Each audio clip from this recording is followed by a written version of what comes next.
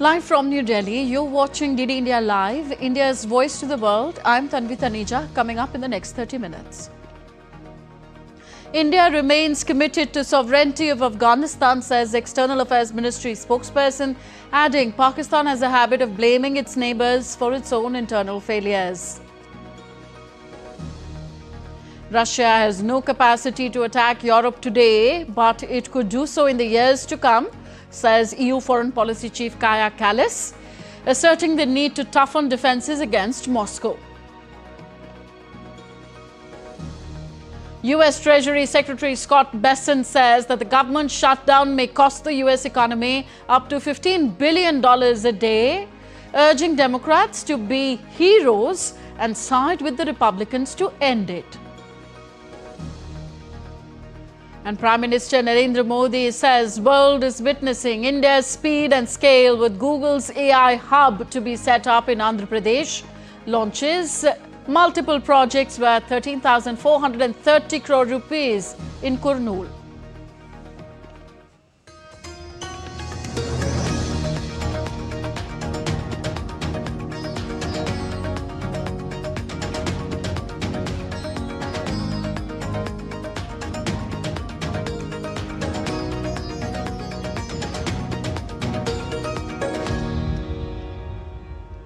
India's Ministry of External Affairs held its weekly media briefing in New Delhi on Thursday. Addressing tensions between Pakistan and Afghanistan, MEA spokesperson Ranveer Jaiswal said that Pakistan continues to host terrorist organizations and often blames neighbors for its own internal failures. He reaffirmed that India remains fully committed to Afghanistan's sovereignty, territorial integrity and independence. Pakistan hosts terrorist organizations and sponsors terrorist activities. 2, it is an old practice of Pakistan to blame its neighbors for its own internal failures. And 3, Pakistan is infuriated with Afghanistan exercising sovereignty over its own territories. India remains fully committed to the sovereignty, territorial integrity and independence of Afghanistan. India also categorically made it clear today that its policies on energy sourcing will be guided by consumer interests. In response to comments on India's energy sourcing, official spokesperson Ranveer Jaiswal in a statement said that India is a significant importer of oil and gas, and it has been India's consistent priority to safeguard the interests of its consumers in a volatile energy scenario. India's import policies are guided entirely by this objective. The statement further said that ensuring stable energy prices and secured supplies have been the twin goals of India's energy policy. This includes broad-basing energy sourcing and diversifying as appropriate to meet market conditions. Where the US is concerned, India has for many years sought to expand energy procurement. This has rapidly progressed, this has steadily progressed in the last decade. The current administration has shown interest in deepening energy cooperation with India. For that, discussions are ongoing. Russia on Thursday responded to Trump's recent claim that India would no longer buy Russian oil, asserting that Russian oil is beneficial to the Indian economy, but Indian government is acting as per national interests. Russian ambassador said that Moscow won't interfere between India and the United States. The question to the Indian government. So, Indian government is, as I said, is acting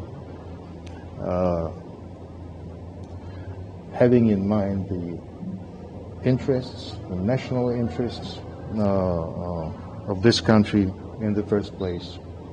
And our cooperation in energy is very much in tune of those interests.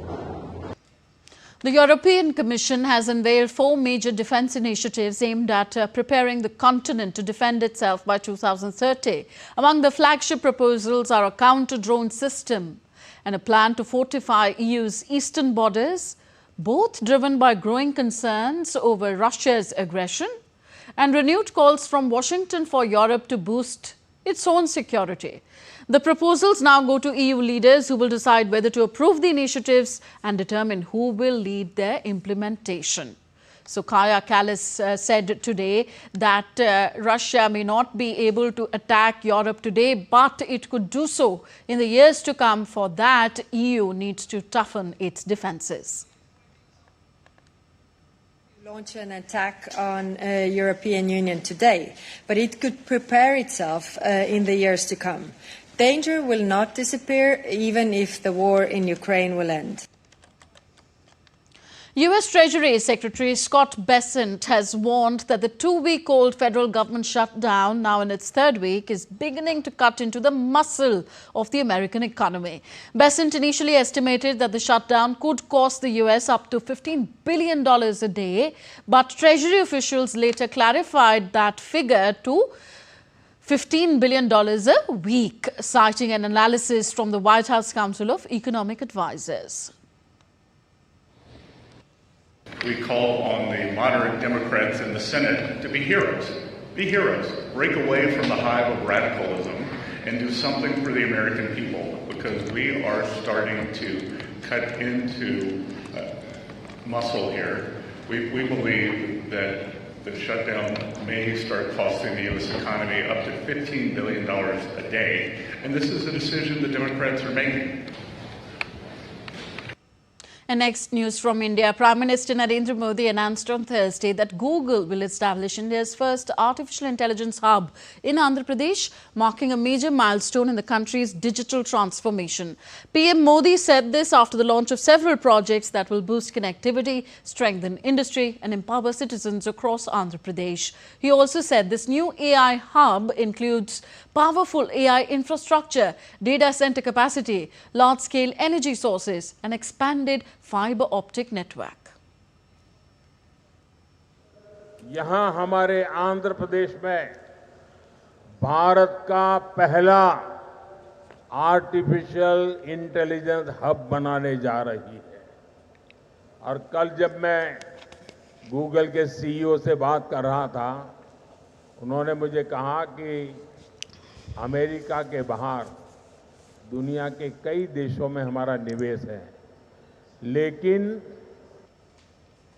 सबसे ज्यादा निवेश अब हम आंध्र में करने जा रहे हैं। इस नए एआई हब में powerful AI infrastructure, data centre capacity, large scale energy sources और एक्सपांडेड फाइबर ऑप्टिक नेटवर्क शामिल है। Sri Lanka's Prime Minister Dr. Harini Amarasuraya is on an official 3-day visit to India, and on the first day of her visit, the Prime Minister visited Delhi University's Hindu College that gave her a rousing welcome. She has been an alumnus and she shared fond memories related to the college and participated in various events there as well. Here's more.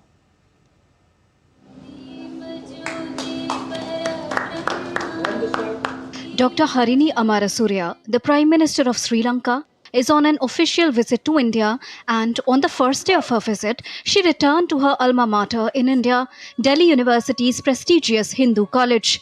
The Prime Minister was welcomed with a ceremonial guard of honor by 16 NCC cadets, followed by a symbolic tree plantation on the college's front lawn. The students also showcased a cultural dance performance depicting the rich cultural heritage both the countries share with each other. Speaking on the homecoming, the Prime Minister thanked India for their continuous support as a friend in their darkest hour. When Sri Lanka faced her most severe economic crisis in 2022, India extended credit lines, fuel and essential supplies. These are not forgotten. They are written in the memory of our people. This wasn't just diplomatic assistance, it was the hand of a true friend extended in our darkest hour. Professor Anju Srivastav, the principal of Hindu College, thanked the Prime Minister of India and the Ministry of External Affairs for making this visit possible. I would also like to use this platform to extend my heartfelt gratitude to the Ministry of External Affairs, to the High Commission of Sri Lanka, to the government, PMO itself, for, encouraging the colleges to take up these things. It's not easy to call a prime minister to the colleges. After holding a Q&A session with the students, Sri Lanka's Prime Minister inaugurated the ethnographic lab, which has been named after her, took a tour of the perfumery lab and the e-knowledge center in the library as well.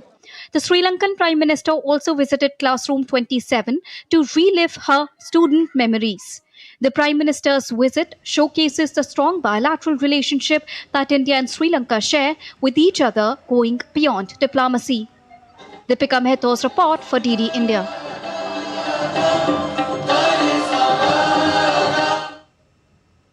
India's Commerce Minister Piyush Goyal addressed the India-Brazil business dialogue today, highlighting India's strong economic growth and deepening bilateral partnership with Brazil. Minister Goyal reaffirmed India's commitment to inclusive growth, global cooperation and expansion of trade and investment partnerships through free trade agreements with advanced and emerging economies alike. This partnership is destined and has a very strong foundation in our shared history, in our shared effort to promote a better future for the people of Brazil and India. We as a nation are committed to work in the direction of greater global cooperation. We are expanding our trading relationships, our investment partnerships with different countries across the world, our FTAs with many advanced nations, with many developed countries, are defining the confidence with which India today trades with the rest of the world.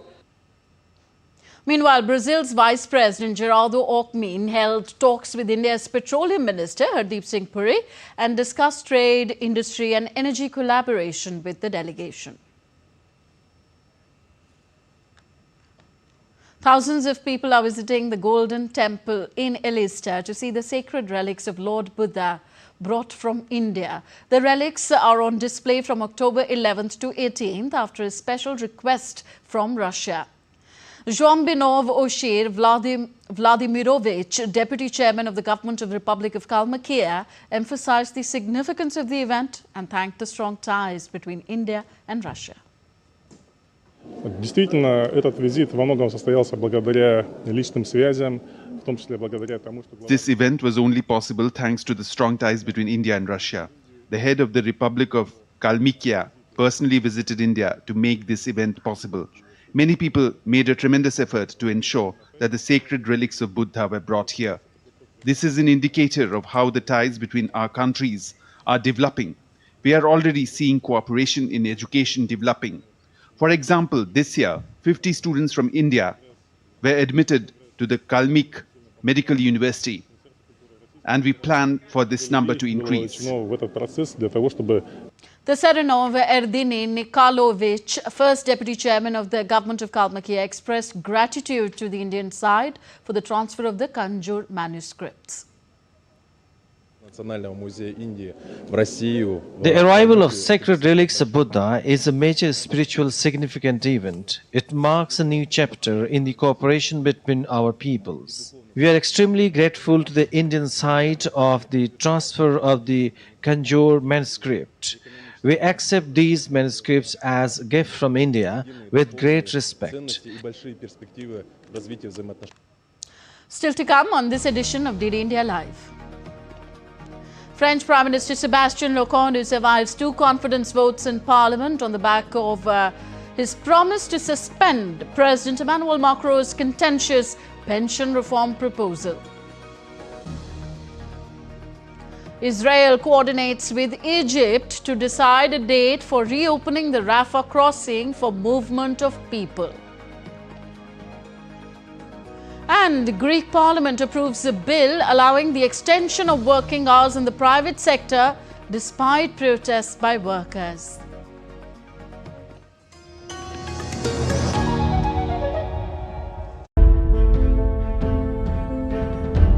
There's so many invaluable artifacts that the British have taken from our country. They robbed us of our self-respect. They robbed us of our honor.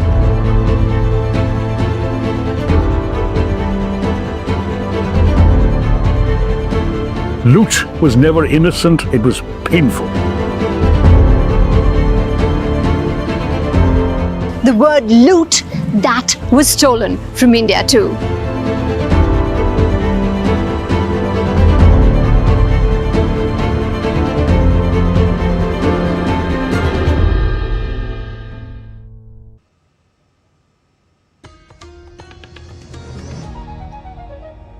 Welcome back. You're watching DD India Live. I am Tanvi Taneja. French Prime Minister Sébastien Lecornu weathered two confidence motions on Thursday, just days after appointing his new government and making a key political concession to stay in power. Prime Minister Sébastien Lecornu pledged to suspend a landmark reform of the pension system that won him the support of some left-wing lawmakers. The first motion, filed by the hard left, was backed by 271 members of parliament. 289 votes were needed for the motion to pass. Meanwhile, the French Prime Minister also survived the second vote of no confidence in the National Assembly. The motion, filed by the far-right National Rally, was backed by 144 members of parliament. 289 votes were needed for the motion to pass. Greece's parliament has passed a controversial labour reform allowing 13-hour work days under limited conditions. Greek Labour Minister Niki Keramios defended the move, saying it offers workers flexibility and up to a 40% pay increase. However, opposition parties and unions have slammed the measure as a legislative monstrosity, sparking nationwide strikes in protest. On to Asia now. In a statement on Thursday, Israel's military aid agency, COGAT, said that coordination was underway with Egypt to decide a date for reopening of the Rafah crossing for movement of people after completing the necessary preparations. The aid agency said that the Rafah crossing would not open for aid as this was not stipulated by the truce deal at any stage. Rather, all humanitarian goods bound for Gaza would pass through Israeli-controlled Kerem Shalom crossing after undergoing security inspections. With famine conditions present in parts of Gaza, UN Under-Secretary General for Humanitarian Affairs said in an interview that thousands of aid vehicles would now have to enter Gaza weekly to ease the crisis. Defence Minister Rajnath Singh today visited the lab at the Symbiosis University in Pune. Maharashtra Chief Minister Devendra Fadnavis and State Education Minister Chandrakant Patil were also present. Later, speaking at the convocation ceremony, Rajnath Singh said that Operation Sindoor is the finest example of self-reliance in India's defence sector. Operation Sindoor अपने आप में हमारी self-reliance आत्मनिर्भरता का एक जीता जागता उदाहरण है और मैं आपको कहना चाहता हूं कि ऑपरेशन सिंदूर के दौरान हमारे सेना के जवानों ने जो करिश्माई काम किया है उसमें ज्यादातर जो हथियार थे, जो वेपन थे, वो भारत की धरती पर बने थे और उसमें कुछ भारतवासियों के हाथों से। During his visit to Pune, Defence Minister Rajnath Singh also attended DRDO's artillery exhibition at the Pashan range. Minister for Information and Broadcasting Ashwini Vaishnav on Thursday attended an event in Jaipur as part of Atmanirbhar Bharat Sankalp Abhiyan. The event saw participation from key leaders including State Law Minister Jogaram Patel and Cooperative Minister Gautam Dak. Prominent trade heads, entrepreneurs and industrialists from Jaipur actively took part in the seminar. Minister Vaishnav thanked all participants for their vital role in driving the self-reliant India mission. Highlighting India's journey, he said that while independence came in 1947, the mindset of reliance on foreign goods persisted for decades. However, since 2014, under Prime Minister Narendra Modi's leadership, India has embraced self-reliance and has become the world's fourth largest economy. 2014 में एक ने अगड़ाई ली, नेतृत्व बदला, एक सशक्त नेतृत्व दिया, एक विजनरी नेतृत्व दिया, परिस्थितियां बदली, पहले 10वें से 9वें स्थान पे आए, फिर 8वें पे आए, फिर 7वें पे आए, फिर 6वें पे आए और जिस देश ने हमको 200-250 वर्ष गुलाम रखा था उसको पीछे छोड़ के 5वें स्थान पे पहुंचे। The Indian Air Force successfully tested a new military combat parachute system, MCPS, in a combat freefall jump from an altitude of 32,000 feet. It offers advanced features for paratroopers. The system has compatibility with navigation with Indian constellation and is not susceptible to interference or denial of service by outside parties or nations. Defence Minister Rajnath Singh, through his social media platform X, congratulated the Defence Research and Development Organisation, DRDO, the armed forces and the industry on the successful demonstration. He described it as a significant milestone for India's indigenous defence capability. Indian golfer Vani Kapoor on Thursday said that golf in India is grabbing eyeballs with big tournaments being held one after another. She believes that having world-class players like Rory McIlroy and Tommy Fleetwood at the DP World India Championship will help the game grow in India. I think, Hero and Hero FinCorp is doing a great job along with all other sponsors who are coming in and, getting all these stars and building awareness and, creating more passion for the sport. Definitely, seeing these guys is so inspirational. We learn so much from them. And yes, they play a major role in order to, spread golf in India, and also guys like you from the media and stuff who put the message out there, who cover the tournament live and share experiences. So, yes. The 31-year-old Indian golfer finished at the 10th position in the recently concluded Women's India Open. Kapoor initially emerged as the first-round leader with a 67, but fell down the leaderboard over the weekend. Field बहुत अच्छा था. It was very competitive. I believe we have more than 20 winners, and with a cumulative of 43 wins. So it was a tough field. Everyone loves coming to India, and the Hero Women's Indian Open is one of the best tournaments on tour, and everyone looks forward to it. And personally, it was a nice event for me. I started with leading the tournament on the day one. Didn't go as per planned, but it was nice and steady throughout. And I'll definitely work hard to climb up the ladder next time. Japan's top sumo wrestlers rolled into London's Royal Albert Hall on Wednesday evening for the start of a 5-day tournament to showcase their ancient sport. More than 40 elite rikishis flew in at the weekend with a supporting cast of organisers, referees and sumo elders ahead of the Grand Sumo tournament. The tournament will be the first event of its kind to be held outside Japan since the one hosted at the same venue in 1991. 11 tons of clay and earth have been hauled into the center of the hall to create a dohyo platform with a ring marked out of it by bales of rice. Every night, wrestlers from Japan's top sumo division will fight around 20 bouts to contest the London title. And lastly, news about racing. Aston Martin, Aramco's Formula One team, unveiled a new car in Houston, Texas, ahead of the United States Grand Prix in Austin, Texas on Sunday.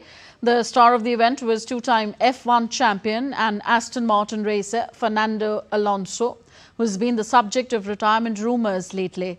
Before the unveiling of the F1 car, Aramco America's president and CEO Ahmed Al-Mulhem said, "The project is more than just a vehicle. The theme of the car is science, with various equations covering its design." Today, we celebrate another milestone, the unveiling of the new Aston Martin Aramco Formula One car livery right here at the Ion, ahead of Austin Grand Prix. This is more than a car design. It's a symbol of teamwork. That's all for this edition of DD India Live. Do let us know your thoughts on the news of the day. Connect with us on our different social media handles at DD India Live. You can also download our DD India mobile app for quick news and updates on the go. We'll be back with more news as it breaks here on DD India. I'm Tanvi Taneja. From all of us here in New Delhi, thank you for watching. Namaskar.